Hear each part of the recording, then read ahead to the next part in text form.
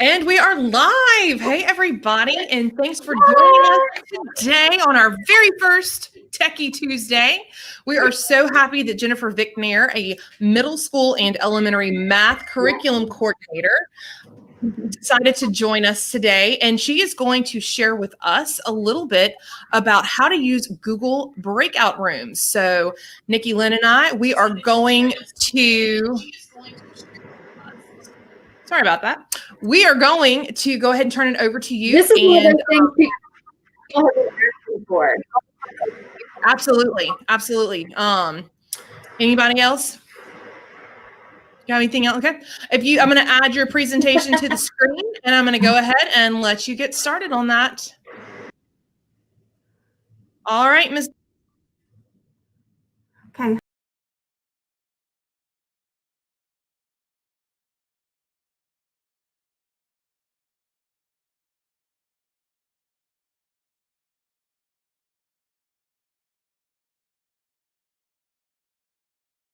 Assumes that you already have your account set up, you already have your Zoom account set up, and that you're pretty familiar with attending Zoom meetings and hosting them. So real quick, I just wanted to bring you through and just revisit what your toolbar looks like as a host. Of course, you're familiar with the mute or unmute icon, the stop or start video feature. Now, this is where you want to get your kids to make sure that they are showing their video whenever you're Zooming with them. The security icon, this is where you can control student access to certain permissions. And the participants here, this is where you, but of course the students, they can view a list of the other students who are attending the session as well. And these features are the ones that the host controls. You can control the student access to their permissions to the chat, the share screen, the record, close option, and reactions. And what we're here for today, the breakout rooms. So we're going to go ahead and get started. Real quick to begin, breakout rooms are assigned by the teacher, or you can have them automatically assigned by the program. So what can you use breakout rooms for? Well, you can use breakout rooms for small group or individualized instruction. You can use it for students who you might want to pair up to work as a peer tutor and work together. You can use them for testing accommodations. If you have a couple of students who need to have read alouds, you can work with a co-teacher and have them work with those students and read aloud to them in their own special room. You can also use breakout rooms for independent practice. If you're Zooming with about 12 students and they're looking at each other and they're distracted, you can put each student in their own breakout room so that they don't see the others, but you as the teacher can see them. And it's like you're working in a one-on-one session. You can also co-teach with another teacher, or it can be utilized with a contract tutor or a para. So how do you access the breakout rooms? Well, first of all, you have to make sure that your breakout rooms are enabled. You're going to automatically know when you're in your Zoom session by looking at your toolbar at the bottom. Your toolbar will be down here. Your breakout room icon will be on the toolbar. Now, if it's not there, that doesn't mean that you have a version that doesn't have the breakout rooms. All that means is you have to go into settings and enable it. So this is how you would do it. First thing, you're going to click on My Account. Then you're going to click on Go to Setting. And it's going to look like this. This is where you'll find it. After that, you will scroll to it's going to be towards the end, but you're going to scroll to the bottom where you see Enable Breakout Rooms. Now, what's going to appear, what you'll see is it's going to say Breakout Room, just like you see here at the bottom. And again, it's telling you that this allows the host to split meeting participants into separate, smaller rooms. And you can check if you want, when you're setting up your Zoom session, if you want to go ahead and assign your participants to breakout rooms when you're scheduling the Zoom meet, you can select the option as it's shown here. So I've kind of given you like the steps on how to enable your breakout rooms, but I'm also going to share a 1.5-minute video, which was created by Kylene Holman, one of our numeracy and literacy coaches. So you'll see what the screen will look like whenever you're when you're setting or enabling the breakout rooms. So here we go. Everybody, this video is going to show you how you can enable the breakout rooms on your Zoom. I'm in my account right now. All you would have to do is click on My Account. And then you would scroll over here to where it says Settings. You do have to make sure that you are in the Meeting tab, and then you would simply scroll. It's pretty far all the way down. All right, almost there. Oh, there we go. Here we go. And it says breakout rooms. Now you do need to make sure you click this to enable it. And there is another option here. This is new to Zoom. It allows the host to assign participants to breakout room when you're scheduling. I think this is a great feature. So a lot of times you know that you're having a class, say tomorrow. If you click this tab here, then if you want to pre-assign your breakout rooms, like tomorrow I want to work with this group and maybe my peer or my co-teacher can help me work with another group, you can assign the students in advance. This can definitely help save time when you are in the middle of your Zoom class. So that's all you need to do is go to your settings, make sure you're in the meeting tab, and click this one for breakout room. And if you would like to have the option to assign your breakout rooms participants when you schedule your meeting, then you would select that. And then that's it. That's all you need to do is to be able to see the breakout room option when you're on Zoom. And that's it. Okay, I hope that short little video was beneficial. And you can also go back and revisit this. I think that Heather is going to have this posted to where you can revisit and have access to the PowerPoint slide as well. The PowerPoint show, the Google slideshow. So breakout rooms, how do you access them during your actual Zoom session? So let's say you did not know who was going to be attending your session, and therefore you were not able to assign students to certain breakout rooms. So this is what you can do. So during your session, you have to, of course, click on your breakout room icon. And what's going to come up, it's going to come up with create, and it's going to have you identify how many breakout rooms you want to create.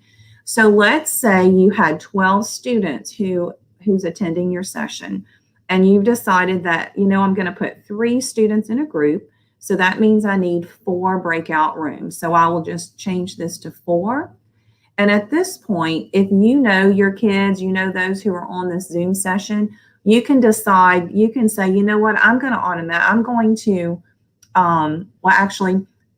assign automatically. Let's say you really don't know your students who are attending and you just want to let the program assign it automatically, then you would leave it here. But let's say you know the students who are attending and you know who they should be paired up or grouped up with and who they shouldn't. You would click on assign manually, or you can click on let the participants choose the room. But I would really think twice about using that option. So then you would select create, and what it will do from there, it will place students into their breakout rooms.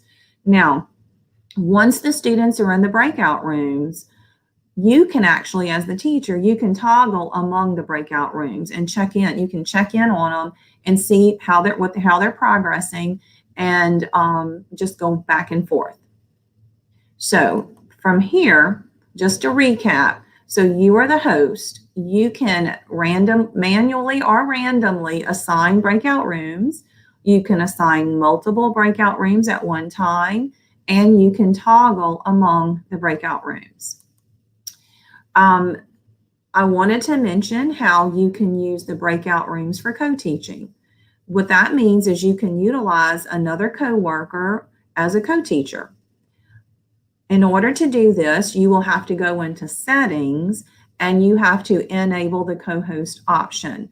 So it's kind of like the video that you just saw with Kylene. You would scroll down to enable the co-host option, and you would make sure that you click the button to where it's blue. So the co-host is assigned by the owner during the session. So when you as the host are hosting a session and your co-host is there, at any time you can click and have them take over. There's another option that you may be interested in, which is an alternate host. And it's actually assigned when you actually set up the Zoom meeting. So when you set up the Zoom meeting, if you scroll to the end, there's an option where you can designate who the alternate host is. So now what I'd like for you to do is take the logistical information that I presented to you, and I want you to watch this 6-minute video. It's a great video that Kylene Holman has also created on steps and how to utilize breakout rooms. So I'll see you back in about 6 minutes. Hi, this is going to be a short and sweet video on how you can utilize breakout rooms via Zoom. As you can see, I already have a Zoom meeting started, and I, Kylene Holman, is the host, the teacher, and I do have 3 students, Billy Bob, Jane Doe, and John Doe. To get to the breakout rooms, you simply click on the breakout rooms tab on the bottom. They do give you 2 options to automatically create a breakout room or manually. I will show you real quick the difference between the 2. If I go ahead and keep one breakout room and hit automatically, all the names would be there, will pop up. I can go and click on the 3, and if I decide, oh, I only want Billy Bob in this room, then I can deselect any students, and if I hit open room, then only Billy Bob will be sent to the room. If I want to go ahead and do multiple, let's say I want to do multiple rooms, then let's say I'm going to go ahead and do 2 rooms. I'm going to do 2 rooms, and I'm going to hit recreate rooms. Now I want to go ahead and I'm going to work with Jane. So I'm going to go ahead and click on the 2 and remove Jane. I'm going to go ahead and work with Jane one-on-one, and I'm going to send John in his own breakout room to work on his independent practice problems. And I'm going to send Billy Bob out into his own breakout room to work on his independent problems. Before I hit open all rooms, I can click on the options tab, move all participants to breakout rooms. The second I hit close all rooms, they will immediately go into their breakout rooms. If I select this, the student's window will pop up on their own screen, and they will say you have been invited to a breakout room, and they have the option to click on a tab for later or a tab for join now. I like having this tab selected just so a kid doesn't accidentally press later. Allow participants to return to the main session at any time. If they have a question or anything like that, they can click the button that says join Zoom meeting. This tab, we do not have an option to alter. Breakout rooms can only last 30 minutes. Countdown after closing breakout room. If I decide I want to close the breakout rooms, I can modify 10, 15, 30, 60, or 120 seconds. The little screen will pop up saying your breakout room will close in 10 seconds, 15 seconds, and so on. So those are all the options that you can go through before you hit open all rooms. Once I decide this is what I want my rooms to be, I'm going to have a breakout room for John to work on his own. I'm going to have a breakout room for Billy Bob to work on his own. I would simply click open all rooms. Now, when this happens, you will notice on this screen that once the students go into their breakout room, you now have these 2 little green dots. And if you look, I am now in the classroom with Jane Doe, so I can do one-on-one instruction with Jane since she needs a little more help with the skill. When I am ready for the breakout rooms to end, all I have to do is click close all rooms.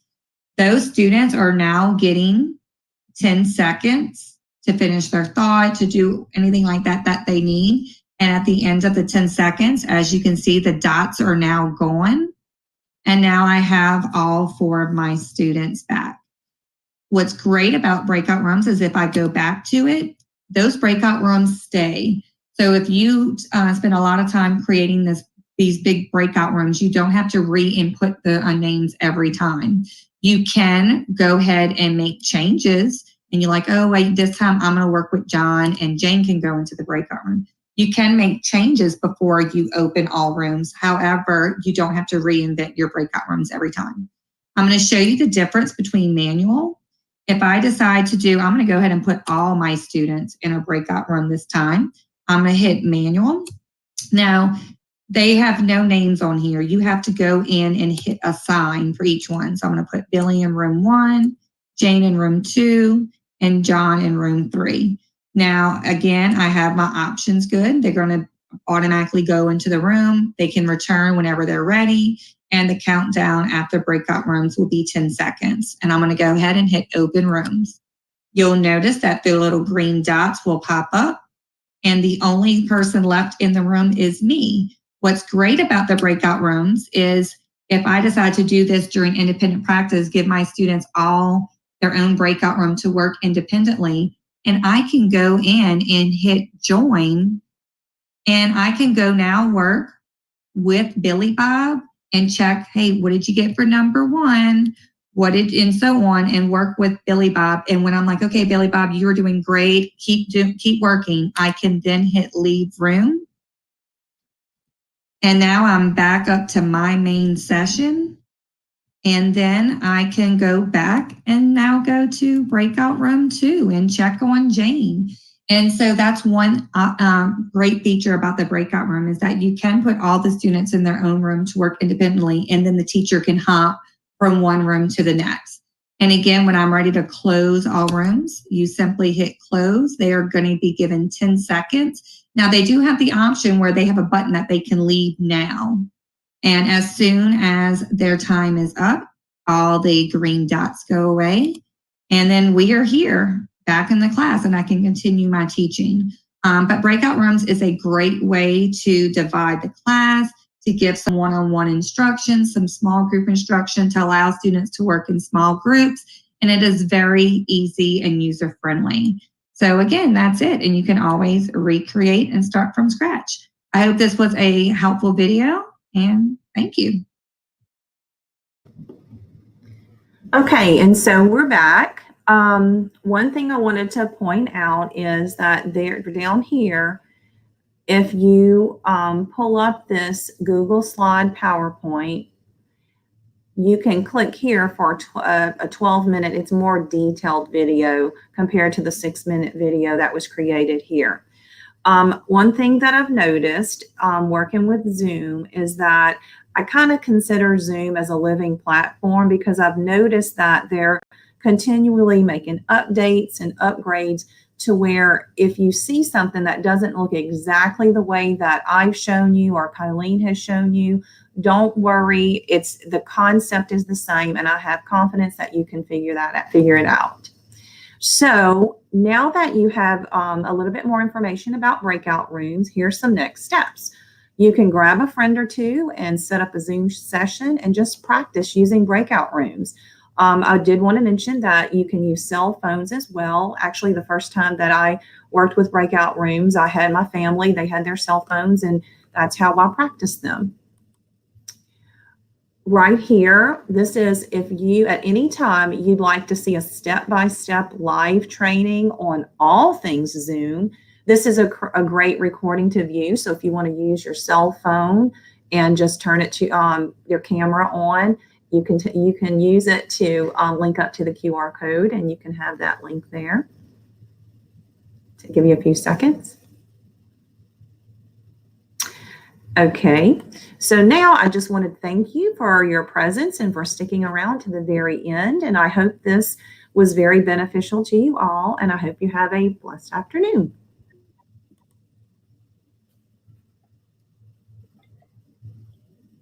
Oh my gosh, that was so great. Thank you so much, Jennifer. I know that personally, I've been getting a lot of phone calls from schools asking about this. So I'm really glad that we have this video, so I can just send them a copy of this video to answer their questions. The video will live on, so it will be active anytime you need it. Thank you again, Jennifer. Any of you guys have some closing remarks? Lynn, you're next week, aren't you? Yes, Tuesday. All right. And if you look at the ticker at the bottom, join us next Tuesday, same time, same place, where Lynn will go over how to use PowerPoint for screen recording and creating videos and all of those things that we are doing right now in education. And, give us a like. Check us out again. We'll be here and on our Facebook channel every Tuesday for the foreseeable future. So thanks again for joining us, everybody. Bye. Thanks, everybody. Bye.